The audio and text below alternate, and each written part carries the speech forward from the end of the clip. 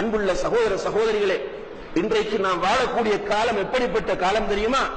ஒருவரோடு உட்கார்ந்து நீங்கள் பேசினால் மாஷா அல்லாஹ் தபாரக்கல்லாஹ், இவர் ஒரு பெரிய முத்தகியாக அல்லவா தெரிகிறார், தக்வாதாரியாக அல்லவா தெரிகிறார் என்று நாம் ஆச்சரியப்படக்கூடிய அளவுக்கு வாய் நிறைய தக்வா. ஆனால் உள்ளங்கள் ஆன்மீக வறுமையினால் தக்வா இல்லாமல் வறண்டு போயிருக்கிற மிக மோசமான ஒரு காலத்திலே நாம் எல்லோரும் வாழக்கூடிய ஒரு நிலை நமக்கு இருந்து கொண்டிருக்கிறது. கண்ணியத்திற்குரிய சகோதரர்களே, அல்லாஹு தஆலா சூரத்து ஆல இம்ரானிலே தக்வா உள்ள மக்களை பற்றி சொல்கிறான். வஸாரிஉ இலா மக்ஃபிரத்தின் மின் ரப்பிக்கும், உங்களுடைய ரப்பிடம் இருக்கக்கூடிய மன்னிப்பின்பால் நீங்கள் ஒருவருக்கொருவர் போட்டி போட்டு விரைந்து வாருங்கள். வஜன்னத்தின், அதே போன்று அல்லாஹ்வுடைய சுவர்க்கத்தின்பாலும் விரைந்து வாருங்கள். அந்த சுவர்க்கம் அர்துஹஸ் ஸமாவாத்து வல் அர்த், வானங்களையும் பூமியையும் விட விசாலமானது. உங்களுடைய ரப்பிடம் இருக்கிற மக்ஃபிரத் என்ற மன்னிப்பின்பாலும் வானங்களையும் பூமியையும் விட விசாலமான சுவர்க்கத்தின்பாலும் நீங்கள் ஒருவருக்கொருவர் போட்டி போட்டு அவசரமாக வாருங்கள் என்று அல்லாஹ் தஆலா அழைப்பு விடுத்து சொல்கிறான். உஇத்தத் லில் முத்தகீன், அந்த சுவர்க்கம் யாருக்கு தயார் செய்யப்பட்டிருக்கிறது தெரியுமா? உள்ளத்தில் தக்வா இருக்கிறவர்களுக்கு. தக்வா பேசிட்டு இருக்கிறவர்களுக்கு அல்ல, தக்வாதாரிகள் போன்று நடிக்கிறவர்களுக்கு அல்ல, மற்றவர்களுக்கு தக்வாதாரி போன்று தன்னை காட்டிக் கொள்கிறவர்களுக்கு அல்ல. மாறாக யார் தன்னுடைய உள்ளத்தில் தக்வாவை சுமந்திருக்கிறார்களோ அவர்களுக்கு தான் வெற்றி. அப்ப யார் அவர்கள்? அவர்களை எப்படி நாம் அடையாளம் காணுவது? அல்லாஹ் தஆலா சில அடையாளங்களை இந்த வசனத்தில் சொல்கிறான். அல்லதீன யுன்ஃபிகூன பிஸ்ஸர்ராஇ வத்தர்ரா, உள்ளத்தில் தக்வா இருக்கிற மக்கள், நன்றாக புரிந்து கொள்ளுங்கள். வெற்றியை விரும்புகிற மக்களே, மறுமையில் வெற்றி அடைய வேண்டும் என்று ஆசைப்படுகிறவர்களுக்கு மாத்திரம்தான் இந்த அழைப்பு, எல்லோருக்கும் அழைப்பு அல்ல. இந்த குத்பாக்களை விமர்சனம் செய்ய வேண்டும், குறை பிடிக்க வேண்டும், அல்லது தவறு காண வேண்டும் என்று ஆசைப்படுகிற, அல்லது ஒரு ஃபார்மாலிட்டிக்காக வேண்டி குத்பாவுக்கு வந்து அமர்ந்திருக்கிற, காலம் நேரத்தை ஒதுக்க, அதாவது டைம் பாஸ் பண்ண வேண்டும் என்பதற்காக உரைகளை கேட்கிறவர்களுக்கான அழைப்பு கிடையாது. யாரெல்லாம் வெற்றி அடைய வேண்டும் என்று உள்ளத்தால் ஆசைப்படுகிறாரோ, மௌத்துக்கு பிறகு கபரிலே நிம்மதியாக இருக்க வேண்டும் என்று யாரெல்லாம் உண்மைக்குண்மையாக ஆழ்மனதால் ஆசைப்படுகிறாரோ, மறுமையிலே சுவர்க்கத்தை அடைய வேண்டும் என்று ஆசைப்படுகிறாரோ, அப்படியான மக்களுக்குரிய அழைப்பு இது. அப்படியான மக்களுக்கு நிச்சயமாக இந்த அழைப்பு பயன் அளிக்கும் என்பதில் எந்த சந்தேகமும் கிடையாது. அல்லாஹ் சொல்லுகிறான், தக்வா உள்ளவர்களுக்கு தான் சுவர்க்கம். சுவர்க்கவாசி என்று தன்னை வாதிட்டுக் கொண்டிருக்கிறவனுக்கு அல்ல, தான் முஸ்லிம் என்று வாதாடி கொண்டிருக்கிறவனுக்கு அல்ல, தக்வா உள்ளவனுக்கு வெற்றி இருக்கிறது, சுவர்க்கம் இருக்கிறது. அந்த தக்வா உள்ளவன் எப்படி இருப்பான் தெரியுமா? அல்லதீன யுன்ஃபிகூன பிஸ்ஸர்ராஇ வத்தர்ரா, அவர்கள் நல்ல நிலையிலும் செலவு செய்வார்கள், கஷ்டமான நேரத்திலும் செலவு செய்வார்கள். சந்தோஷமாக இருக்கும் போதும் செலவு செய்வார்கள், கஷ்டமாக இருக்கும் போதும் செலவு செய்வார்கள். இது தக்வா உள்ள மக்களுடைய ஒரு பண்பு. இரண்டாவது பண்பு என்ன தெரியுமா? வல் காதிமீனல் கைஸ், கோபத்தை விழுங்குவார்கள். அல்லாஹ் அக்பர். தக்வா உள்ள மக்கள் கோபம் வரும், அவர்களுக்கு வராமல் போகாது, ஆனால் அந்த கோபத்தை அவர்கள் விழுங்குவார்கள். அல்லாஹ் சொல்லுகிற வார்த்தை கோபத்தை அடக்குவார்கள் என்று கூட சொல்லவில்லை, கடித்து விழுங்குவது. வல் காதிமீனல் கைஸ், கோபம் வரும், ஆனால் அந்த கோபத்தை வாயால் வெளிப்படுத்த மாட்டார்கள், கையால் வெளிப்படுத்த மாட்டார்கள், உள்ளத்தால். அந்த அவருடைய தக்வா ஆட்டோமேட்டிக்காக அந்த கோபத்தை விழுங்க வைக்கும். வல் காதிமீனல் கைஸ் வல் ஆஃபீன அனின் நாஸ், மனிதர்களை மன்னிக்க கூடியவர்களாக இருப்பார்கள். முஸ்லிம்கள் என்று கூட சொல்லல, நல்லா பாருங்க. வல் ஆஃபீன அனின் நாஸ், மனிதர்களை மன்னிக்க கூடியவர்களாக இருப்பார்கள்.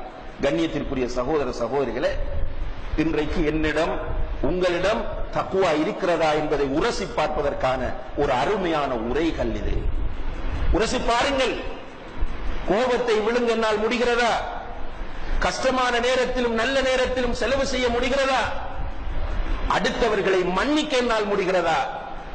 இன்றைக்கு பிள்ளைகளை மன்னிக்க முடியாத பெற்றோர் நோன்பாளிகள், பெற்றோரை மன்னிக்க முடியாத பிள்ளைகள் நோன்பாளிகள், உடன் பிறந்த சகோதர சகோதரிகளை மன்னிக்க முடியாத நோன்பாளிகள், தன்னுடைய நெருங்கிய நண்பர்களை மன்னிக்க முடியாத நோன்பாளிகள். ஏன்? தாவா களத்தில் இருந்து கொண்டு வேலை செய்கிற தன்னுடைய சக தாயை மன்னிக்க முடியாத தாய் நோன்பாளிகள். என்ன சகோதரிகளே, இந்த நோன்புகள் நம்மிடத்தில் என்ன தக்வாவை தந்திருக்கின்றன, என்ன மாற்றத்தை நம்மிடத்தில் ஏற்படுத்தி இருக்கிறது? அல்லாஹ்வுடைய தூதர் ஸல்லல்லாஹு அலைஹி வஸல்லம் அவர்கள் இந்த குர்ஆன் வசனத்தை ஓதி காண்பித்தார்கள். அவர்கள் அதற்கேற்ப இருந்தார்கள். முஸ்லிம்களை மாத்திரமல்ல, எதிரிகளையும் மன்னித்தார்கள். இது உணர்ச்சி ஊட்டுவதற்கும் அல்லாஹ்வுடைய தூதருடைய புகழை சொல்வதற்கும் உரிய ஒரு பயானுக்குரிய ஹதீஸ் மாத்திரம் கிடையாது. பிராக்டிகலாக என்னிடம் வர வேண்டும், உங்களிடம் வர வேண்டும். இன்றைக்கு எல்லோரிடமும் கொடுத்தால் ரசூல் ஸல்லல்லாஹு அலைஹி வஸல்லம் அவர்களுடைய மன்னிக்கும் மனப்பான்மை, இதை பற்றி பேசுங்கள் என்றால் மேடையிலே பேசி இருக்கிறவர்களை அளவைத்து விட்டு போவார்.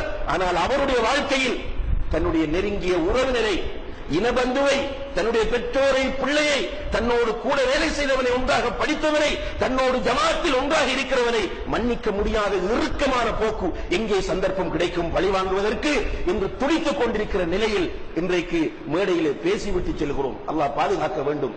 நபிகள் நாயகம் ஸல்லல்லாஹு அலைஹி வஸல்லம் அவர்களை இந்த மக்கத்து முஷ்ரிக்குகள் கொடுமைப்படுத்தியது கொண்டு உலகத்தில் யாரும் கொடுமைப்படுத்தி இருக்க மாட்டார்கள்.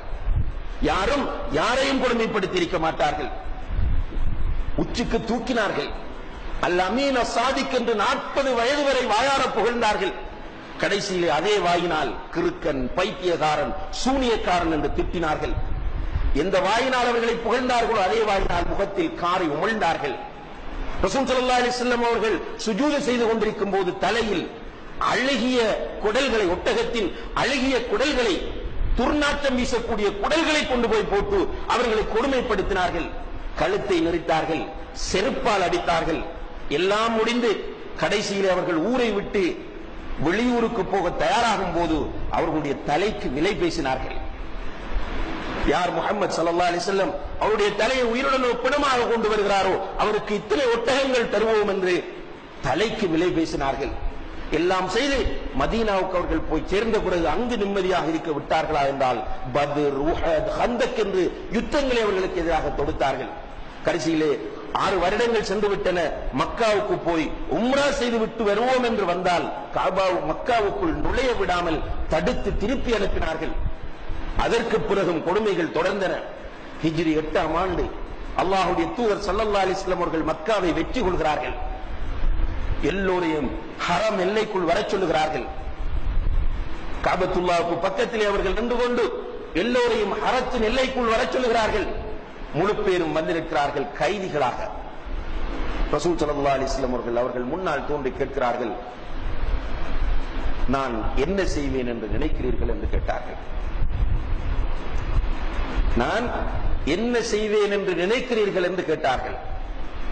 அதற்கு அந்த மக்கள் கெஞ்சுகிறார்கள், மன்னிப்பு கேட்கிறார்கள்.